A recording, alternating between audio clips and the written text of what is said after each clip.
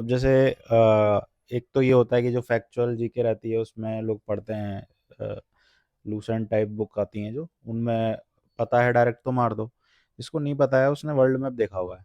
World map की world map अगर आपके दिमाग में ना थोड़ा इमेजिन करना उसको कि जो बाकी के बॉर्डर्स हैं जैसे चाइना इंडिया का जो ऑप्शन है उसमें वो देखना कि बहुत ही वर्ल्ड वर्ल्ड मैप में ना बहुत ही क्लम्प्ड है वो, मतलब बहुत ही एकदम एक छोटे छोटे से दिखेंगे, इंडिया छोटा सा दिखेगा, चाइना और इंडिया का बॉर्डर उस हिसाब से बहुत छोटा हो जाएगा, ठीक है। और जो दूसरा है बी ऑप्शन है, चिली एंड अर्जेंटीना, इसका बॉर्डर भी छोटा हो जाएगा, और कजाकिस्तान और रशिया का भी हो जाएगा, क्योंकि जो अगर आप वर्ल्ड मैप देखोगे तो उसमें जो अमेरिकन कॉन्टिनेंट है नॉर्थ अमेरिकन, उसमें आप देखोगे दो ही कंट्रीज हैं। बाकी अगर आप देखोगे ना तो बाकी में बहुत सारी कंट्रीज हैं, ठीक है। उस हिसाब से अगर आप देखोगे एरिया वाइज भी, अगर आप ये लॉजिक भी लगाओ कि भाई एक कॉन्टिनेंट है जिसपे दो ही कंट्रीज हैं, तो उन दोनों के बीच में बॉर्डर होगा, तो सबसे बड़ा वही बॉर्डर होगा।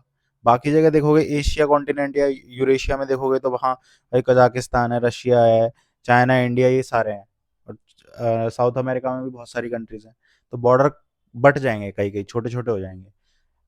नॉर्थ अमेरिका में दो ही कंट्रीज हैं, तो वो हो जाएंगे। बाकी एक और लॉजिक ये है कि भाई एक तो डायरेक्ट जो बॉर्डर है यूएसए और अमेरिका का, वो जो 38, क्या वो पैरेलल बोलते हैं, 49th पैरेलल बोलते हैं शायद उसको, वो जो बॉर्डर है उस प्लस अलास्का स्टेट है जो यूएस का, वहाँ दो बॉर्डर हैं यूएस और कनाडा के, ठीक है। उस लॉजिक से ए ऑप्शन आ जाएगा। वरना अगर आपके दिमाग में मैप है ना और ये लॉजिक है कि भाई एक कॉन्टिनेंट में सिर्फ दो ही कंट्रीज हैं, तो ऑब्वियस सी बात है उनके बॉर्डर बड़े होंगे, तो उससे ए ऑप्शन आ जाएगा। 88th क्वेश्चन जो है एथिक्स कमेटी के बारे में पूछा है। अब इसमें जो पहला स्टेटमेंट है ना कि initially it was an ad hoc committee, ये नहीं पता होता किसी को, मतलब थोड़ा ये होता है ना कि हाँ भाई एथिक्स कमेटी क्या होती है, क्या काम करती है, कितने मेंबर्स होते हैं, जनरली लोगों को यही पता होता है बस, ठीक है। ये अडॉक कमेटी थी नहीं नहीं थी उसकी हिस्ट्री नहीं पता होती, तो उससे डरना नहीं है। पहला ऑप्शन को आप अभी जैसे पढ़ोगे ना तो इग्नोर करना, क्योंकि ऐसे क्वेश्चंस होते हैं ना, हम क्या करते हैं पहला ऑप्शन पढ़ते हैं उससे डर जाते हैं, उससे हमारा कॉन्फिडेंस गिर जाता है, गलत ऑप्शन मार देते हैं, बाकी के ऑप्शंस को हम एक्सप्लोर ही नहीं कर पाते। आगे भी पढ़ो ना, पहले पहले ठहरो, क्या पता उसकी जरूरत ही ना पड़े, पता है या नहीं पता। सेकंड ऑप्शन अगर आप पढ़ोगे ना, ओनली अ मेंबर, वैसे भी जहाँ पे भी ओनली आ जाए ना तो वहाँ पे बहुत सतर्क हो जाना, क्योंकि ओनली जहाँ पे आ गया तो वहाँ पे ये है कि मतलब कोई एक्सेप्शन है ही नहीं, बस यही स्टेटमेंट, अल्टीमेट यही ट्रुथ है। तो वहाँ पे only a member of Lok Sabha can make a complaint. अब भाई ऑब्वियस सी बात है, दो हाउसेज हैं, दोनों में ये तो है नहीं कि राज्यसभा का अनएथिकल कोई एक्ट ही नहीं होगा, कोई अनएथिकल एक्ट नहीं होगा, कोई कमेटी नहीं होगी, कुछ नहीं होगा। तो गलत स्टेटमेंट है लॉजिकली। दूसरी हटाओगे आंसर आ जाएगा, दूसरी हटाओगे ए गया, बी गया, डी गया, सी बचा, ठीक है। और ऐसे क्वेश्चन ना इस बार बहुत सारे पूछे हैं, तो क्वेश्चन पेपर बहुत आसान हो जाता है। पेपर उससे नहीं टफ बनता कि भाई आपने कोई टफ चीज पूछ ली, पेपर टफ बनता है ऑप्शन से।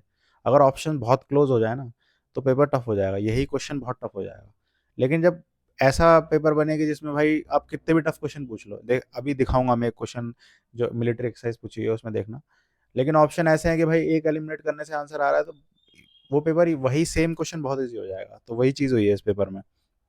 अगला क्वेश्चन जैसे आप देखोगे कि नारी शक्ति वंदन अधिनियम है, आपको नहीं पता मान लो, वैसे पता होना चाहिए, बहुत ही इंपॉर्टेंट, मतलब one of the most important amendment है इंडियन कॉन्स्टिट्यूशन का, फिर भी आपको चलो नहीं पता है, तो उसमें हम ये देखेंगे कि provision will come into effect from 18th Lok Sabha.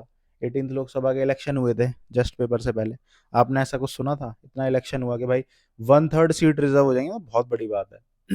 नहीं सुना था ना 18th लोकसभा का। पहला ऑप्शन हटाओ आंसर आ जाएगा, पहला हटाया ए बी डी गया, सी आंसर है, ठीक है।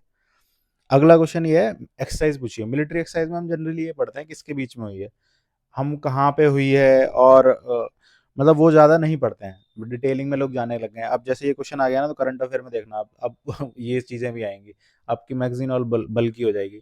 मैं ये कहता हूँ कि यार मतलब हर चीज़ आप नहीं रट सकते। सिंपल सी बात है कि इसमें कुछ करना ही नहीं था भाई, आपको आप जो पढ़ते हो उसी से आंसर आ जाएगा। ये मित्र शक्ति श्रीलंका के साथ होती है, ये आपको पता होना चाहिए था। पहला हटाओ, सीधा ए बी सी गया, डी आंसर है, ठीक है। तो मतलब फैक्ट्स या उसकी तरफ जितना भागोगे ना वो कभी पूरा होगा ही नहीं। पढ़ो अच्छी बात है, स्टैटिक अच्छा होना चाहिए, करंट अफेयर में जो नॉर्मल ट्रैक रहा है उसी पे रहो, बाकी थोड़ा लॉजिक से, ठीक है। आगे के क्वेश्चन हम बाद में देखेंगे। Thank you very much.